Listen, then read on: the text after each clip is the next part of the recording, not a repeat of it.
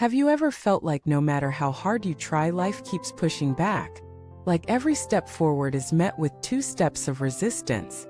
Do you ever wonder why some people seem to glide through life with ease, while your journey feels like a never-ending uphill battle? Welcome back to the channel, friends. I'm grateful you're here with me again. Today's video is going to touch on something deeply personal and universally relatable: the persistent sense of struggle. That lingering feeling that life just doesn't seem to go the way you expect or hope. And more importantly, we're going to explore the surprising truth behind this sensation, a forgotten seed, left unplanted, that could change everything. Let us begin with the truth that is simple yet profound: nothing in this universe happens without a cause. Every effect is rooted in something, whether visible or invisible.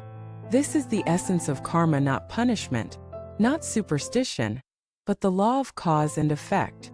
And when your life feels consistently misaligned, when roadblocks seem to pop up no matter your effort, the question isn't why is this happening to me, but what seeds have I or haven't I planted?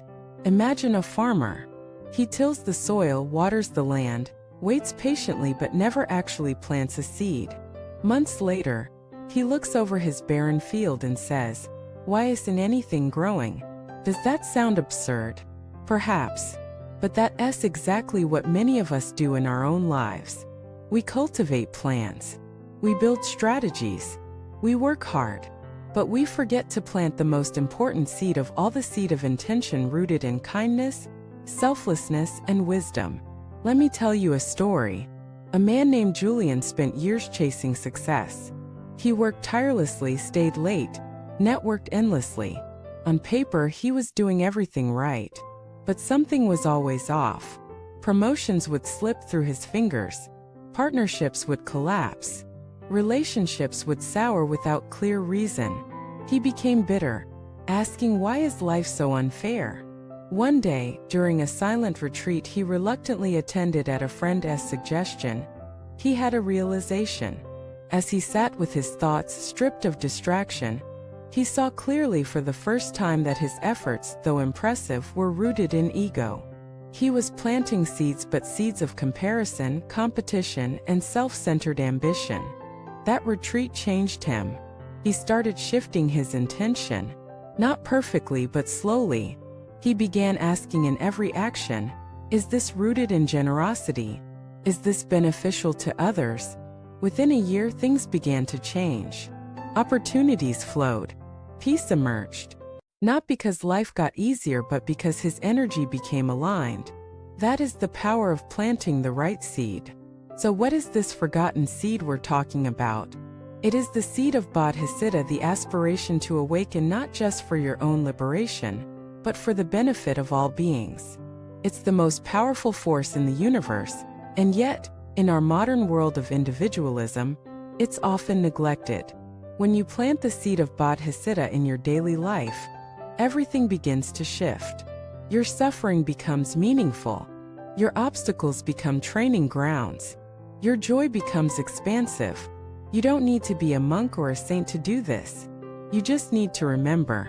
Every morning, set an intention: today, may I think, speak, and act in ways that reduce suffering and increase joy, not just for myself, but for everyone I meet.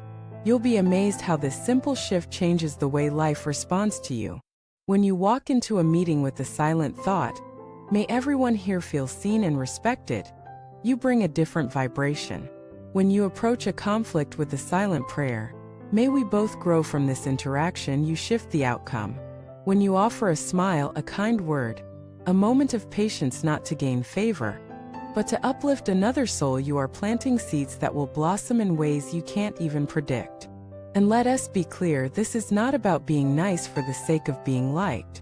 It's about aligning yourself with the current of compassion that flows through all of existence. Without this alignment, life feels like swimming upstream. With it, you become the river. So if your life feels stagnant, ask yourself, have I planted seeds of compassion? Have I acted with integrity even when no one was watching? Have I used my challenges as chances to cultivate patience and empathy? Or have I been unconsciously sowing seeds of fear, scarcity, and resentment? It's never too late to plant new seeds. And the beauty of the universe is that it always responds not to your words, but to your vibration. Not to your image, but to your intention. Another story. There was once a young woman named Eliza who had been betrayed deeply by someone she trusted. For years, she carried that wound like a shield. She avoided connection, feared vulnerability, and became cynical. Her outer life looked fine, but inside she was dry. One evening, she stumbled upon a talk on planting karmic seeds. Something clicked. That night, for the first time, she prayed not just for her own healing, but for the happiness of the person who had hurt her. She didn't feel love, but she chose not to hate. That small shift cracked something open. A few weeks later, she reconnected with a childhood friend who had become a trauma therapist. That connection led to healing, to friendship, to rediscovering joy. Years later, she said, "It all changed the moment I planted a seed of forgiveness." Life responds to the seeds we plant, even if we can't see the fruit right away. So if you're feeling stuck, don't just look at your circumstances. Look at your inner garden. What are you feeding every day? What thoughts are you nurturing? What intentions are you cultivating? You don't need to overhaul your entire life. Just start with one seed. Wake up tomorrow and say, "May this day be of benefit." Hold the door open for someone and silently wish them happiness. When you feel irritation rise, ask, "What is this trying to teach me?" When you feel joy, don't hoard it, share it. These are not small acts. They are revolutionary. And over time, they transform your entire field of experience. Life may still throw you storms. That's the nature of existence. But when you've planted the right seeds, even storms become nourishment. And one day, you'll wake up and realize that the struggle you once resented was the soil for your deepest growth. That the detours you cursed were guiding you home.